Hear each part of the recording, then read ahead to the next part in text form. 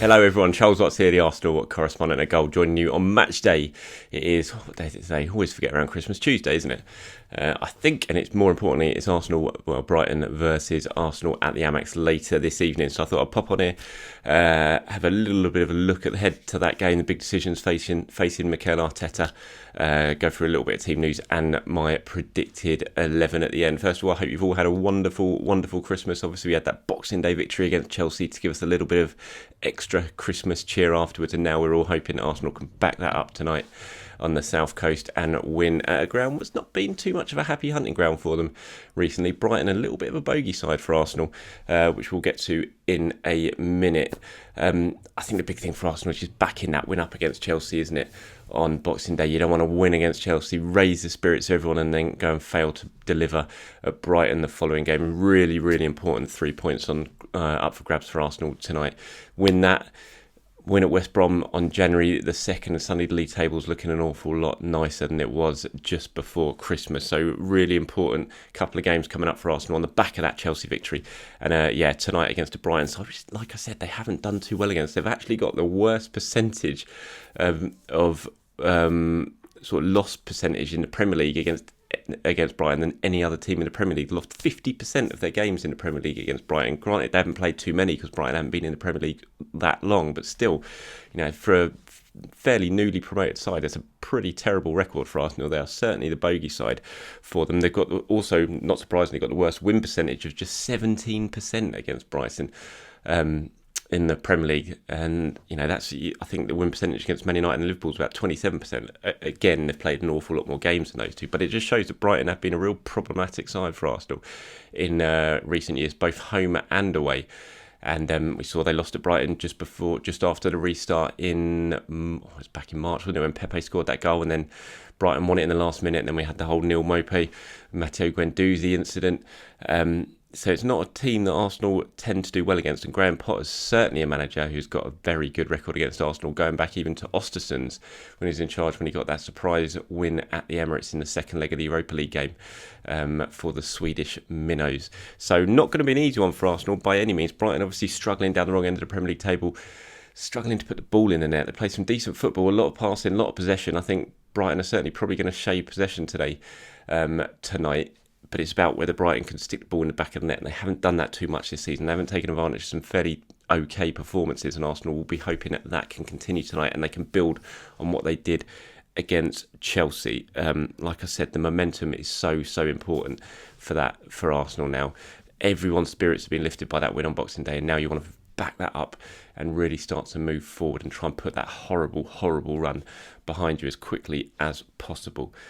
Big decision for Mikel Arteta today sort of revolves around his captain, Pierre-Emerick Aubameyang. Obviously, he was back from injury against Chelsea, but he'd only had a couple of training sessions.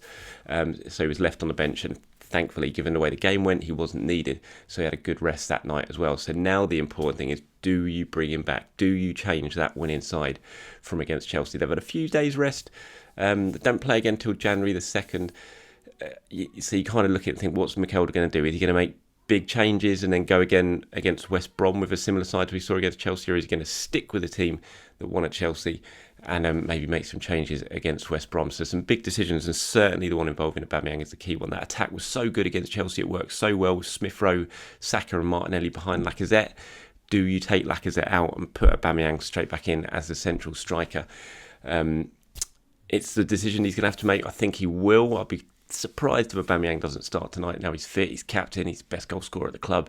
So you'd think, you're going to start Aubameyang. Arsenal are a better team with Aubameyang in. But given the way the Chelsea game went, the performance, it's not quite as simple as the decision as it sounds. So it'll be really interesting to see what Mikel Arteta does with that one, because I thought Lacazette played really well against Chelsea. Yes, the youngsters all got the credit with Martinelli, Saka, Smith Rowe all playing very well, but I thought the experienced Lacazette in the middle of that as a central striker, he did a very good job, and he brought those players into play very well. So it's not quite as simple as a decision, but I think when you look at it as a whole, you think, you've got more of a chance of winning if Aubameyang is in the side for me. And I think he'd probably enjoy playing with that trio behind him as well, if that's what Mikel Arteta is going to do, and stick with the youngsters in the 4-2-3-1 formation.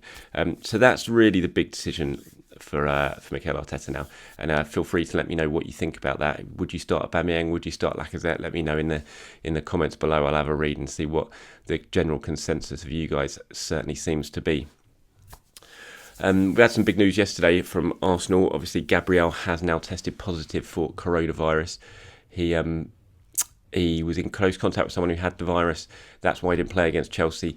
At that point, he hadn't tested positive, but now he has. So he's in isolation as per government regulations. The regulations state you've got to be isolated for 10 days, I think it is, from the date of your positive test. So you look at that and think he's certainly going to miss the next 2 games. That was going to be the case anyway, but he could well even be back for the Newcastle FA Cup game. He'll certainly be back. The first Premier League game that he'll be back available for is the Newcastle game on January the 14th, I think it is, at the Emirates in the Premier League. So a bit of a blow, but the good thing is I thought Pablo Mari came in and played very well against Chelsea. He's only going to get better as the more game time he gets, so that's a decent position to be in.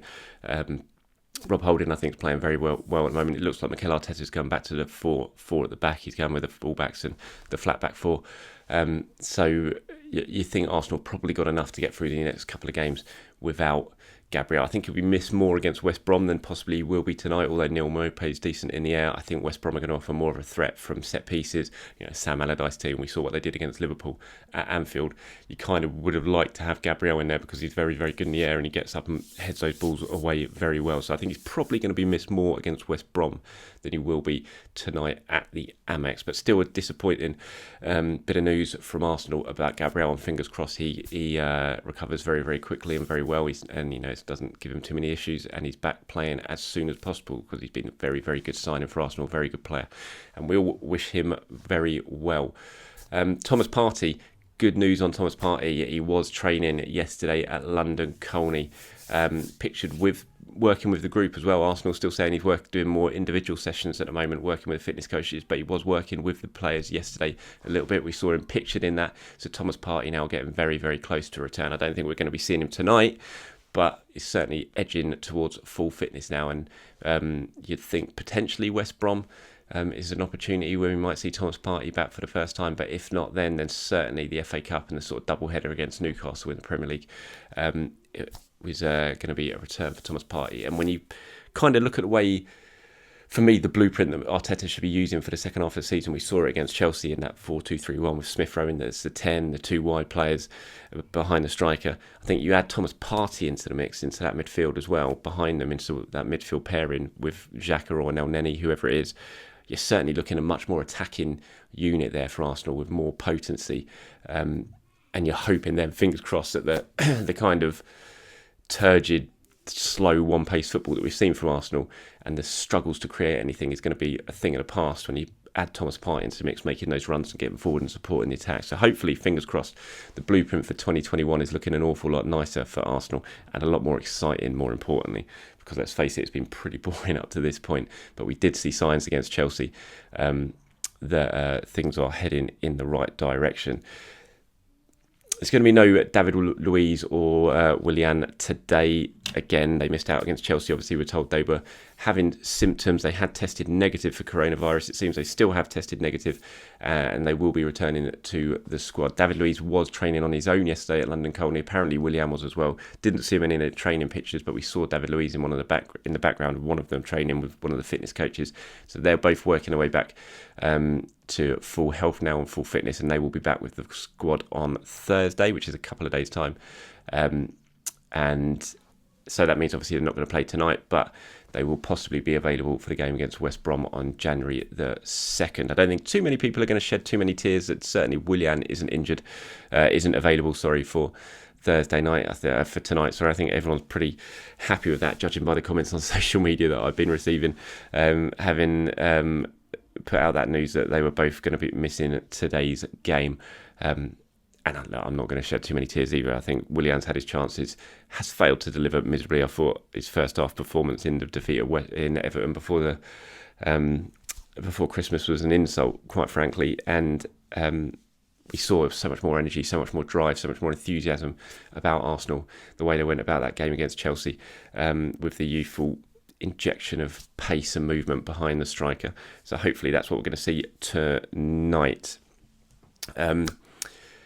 let's have a little bit think about the predicted 11 for tonight then. So this is what I think might happen, but obviously I'm not saying it's what's going to happen. I don't know what Mikel Arteta is going to do. Maybe he's going to bring the changes and bring in some fresh legs, but I think he might stick with the winning formula that we saw against Chelsea. I'm not sure he'll want to upset that too much, given the performance, given the result, given the mood and the uplift it would have brought. I think we're going to see pretty similar to what we saw against Chelsea. So my predicted 11 actually only features one change from the side that started against Chelsea. So I'm going Leno in goal, back four of Bellerin, Holding, Mari and Tierney, midfield of Xhaka and El Neni, and then the same. This is what I really want to see. Fingers crossed he's going to do it. I want to see again Saka, Smith Rowe, Martinelli. I know you need to protect these guys and you don't want to run them in too much into the ground. You don't want to get them injured. Martinelli's had a lot of minutes. But I'd want to see Martinelli tonight. I think Arsenal are going to have more chance having more space tonight than they will against West Brom. So I want to see Martinelli play again in that front four, but I'll play Aubameyang. So I'd have the front four of Smith Rowe at number 10, Saka and Martinelli out wide, and Aubameyang leading the line. So no Lacazette, which is a bit harsh on Lacazette, I think, but that's the 11 I'm predicting. And that I think Mikel Arteta wants to go for, and I would like to see Aubameyang play, I have to admit. Right, before we end today, just a little bit on transfers. And I can't add much more to this one, I'm afraid, apart from give my opinion on it rather than fact, because I haven't been able to find anything out for myself on it. But I'm sure you've all seen that Diego Costa has been linked with Arsenal over by the Spanish media. He's trying to get his contract terminated in January from Atletico Madrid. It runs till the end of the season, but he's trying to get that. Talks are ongoing about getting that contract cancelled early in January and making himself a free agent. And reports in Spain suggest that Arsenal are monitoring the situation closely for Diego Costa. It certainly caused a little bit of a stir on social media, and my thought on it is I just can't see it. It just doesn't ring true to me. I can't see that's where Arsenal are going to be spending money, bringing in an aging striker who's been out of form for a while and Atletico Madrid. He's not really done it since he's gone there from Chelsea, apart from against Arsenal in the semi-final of the Europa League a few years ago. And I just can't see Arsenal really stumping up the cash, even though he'd be a free transfer, stumping up the wages to bring in another aging player into their squad at this time. He's not exactly the best of characters either. He causes some issues sometimes. Well, plenty of times, we know that. I mean, he is a winner, and that's what Mikel Arteta likes, but I'm not sure. For me, I just can't see it happening. I don't think he gets the goals now that he would, and that he used to, that we know him for from Chelsea, and it just doesn't feel like one that I think will happen. But look, who knows? You never know. Transfers are mad things. You never know what Eddie's going to do in the transfer market when the January window opens. It's certainly one to keep an eye on, but it would be a surprise if Diego Costa ended up at Arsenal. I think we all think it would be a surprise, given his history with the club as well. It's certainly an interesting rumour, but as far as I'm aware, that's all it is at the moment, is a rumour. I haven't heard anything of substance to back it up, but one to keep an eye on. And if I hear anything on it, I will report it to you, obviously, on via my usual channels on here and on social media and on goal.com. I will be at the Amex tonight, everyone. So I'll head up there. It's going to be absolutely freezing by the sounds of it. So I'm going to be wrapped up very, very warm. Hopefully can bring you news of another Arsenal victory. I will try and do my usual stuff before and after the game. So I'll try and do a bit of a live broadcast before the game, reacting to the team news and showing you the warm-ups, although little disclaimer, they were right at the back of the stands at Brighton, so the warm-ups are going to be very, very far away, unfortunately, so it won't be too much you're not going to get too much of a close-up of the action. And then I'll try and do my player ratings after the game as well, as always. If not, I'll pop on tomorrow and definitely do a longer take looking at the game and looking at what Mikel Arteta had to say in his press conference afterwards. Thank you very much for watching, everyone. I do appreciate all your time, as always, and please do enjoy the rest of your day, and fingers crossed for an Arsenal win tonight. Enjoy the game.